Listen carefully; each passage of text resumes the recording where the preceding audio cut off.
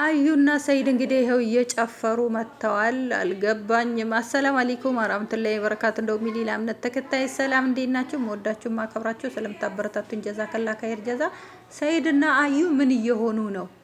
አልገባኝም። እርግጠኛ ነኝ የአሁን ቪዲዮ ነው፣ የመጀመሪያ ቪዲዮ አይደለም። ለምን አዩ ሰይድን ካገባች ጀምሮ ጸጉሯን ባዶ አትሄድም። ጸጉሯን ኢጃባ ስራ ነው የምትሄደው። አለባበሷም ደግሞ የሚያምር ነው። እንደዚህ የሚያብዱት አላየናትም። ያው ከሱ ጋር ስትለያይ ነው እብደቷን የቀጠለችበትና አሁን ላይ ይኸውላችሁ እሱ ጎኗ ነው አብሯት እያበደ ነው። ሰውየው ግን ጤነኛ ነው ብላችሁ ታስባላችሁ? ሰው እንኳን ወላሂ ስራውን ኢስቲግፋር እያረገ እንደው ወደ ቀድሞ ማንነቱ ይመለሳል ሲባል ሰውየው ነቀለ። ወላሂ ዩቲዩብ እንዲህ ነው እንደሚያደርገው። ኧረ እንዲህ ከሆነ ይቅር እናንተዬ። ልጅም ደግሞ ከኋላ አለች። ወልደው ይሆናል ልጅቷንም እኔ እንጃ። እንግዲህ ይሄ በፊት ቪዲዮ አይደለም እርግጠኛ ነኝ። ለምን አዩ አሁን ሰይድን እያስቀናችው እያሳበደችው ነው። ባለፈውም ደግሞ ለጫልቱ ሊከርድ አድርጎላት ሱመያም ውሸቷን ከሆነ አሁን ይሄድና የመጨረሻ ነው በኋላም እንዳይጸጽተኝ እሷም እንዳታመካኝ ወደ ኢትዮጵያ ሄድና አዩንም ቢሆን ለምኛትም ቢሆን ይቅርታ ጠይቃታለሁ። እሷም ብዙ ጎድቻታለሁ፣ ብዙ ገፍቻታለሁ፣ ብዙ ነው ያስቀየምኳት። እሷ ምንም አላረገችኝም፣ እኔ ነኝ ጥፋተኛ ብሎ ለጫልቱ ሊከርድ አድርጎ ነበረ። ይኸው በዚህ አይነት እንግዲህ ሰይድ ከአዩ ጋር ደስተኛ ነው። በጣም ደስ ብሎት እየጮኸ ነው። እኔ ሳይላ አንታረኩት እንጂ እሱ ራሱ አብሯት እየጮኸ ነው ማለት ነው።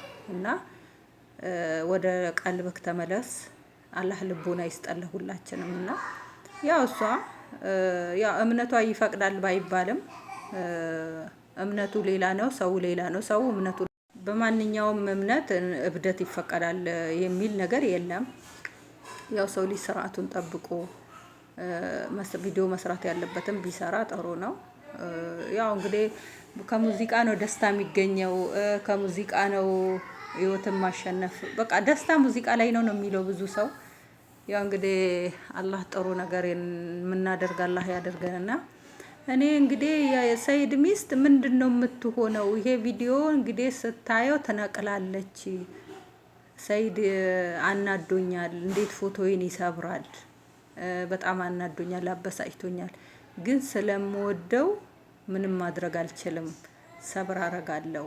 የሱመያን ፎቶ ደግሞ ይሄ ኔትሬ መኪና ትልቁ ማለት ነው እሱ ስራ አድርጌ ድቅቅቅ ፕላስቲክ ነው ያለችው። በፕላስቲክ መስታወት የለም፣ በፕላስቲኩ መስታወት ወርቁ እንኳን እንዳይሰበር ነው የሱመያና የሰይድ ፎቶ የተሰራ ማለት ነው።